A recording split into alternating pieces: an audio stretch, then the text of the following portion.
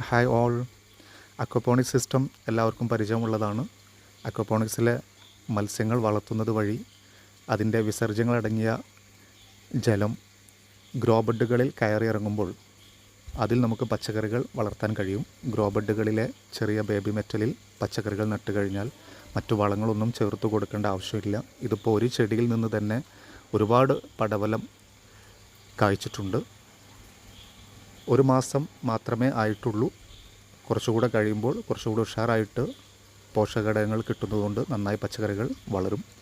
മത്സ്യങ്ങൾക്ക് നമ്മൾ ജസ്റ്റ് തീറ്റ കൊടുത്താൽ മാത്രം മതി.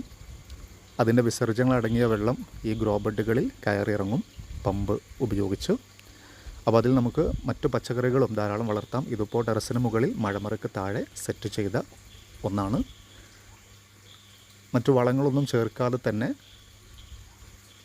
ഇതിൽ പച്ചക്കറികൾ വളർത്താൻ കഴിയും. അപ്പോൾ മണ്ണിൽ നമ്മൾ കൃഷി ചെയ്ത് മറ്റു വളങ്ങൾ ചേർത്തുന്ന അധിക ചിലവുകൾ ഒഴിവാക്കാം. മത്സ്യങ്ങൾക്ക് തീറ്റ കൊടുക്കുമ്പോൾ മത്സ്യങ്ങൾ വളരും. ആ മത്സ്യങ്ങൾ നമുക്ക് ഉപയോഗപ്പെടുത്താൻ കഴിയും. ഇതിലിപ്പോൾ തിലോപ്പിയ മത്സ്യങ്ങളാണ്. 1 മാസം ആണ് പ്രായമായിട്ടുള്ളത്. Okay, thank you.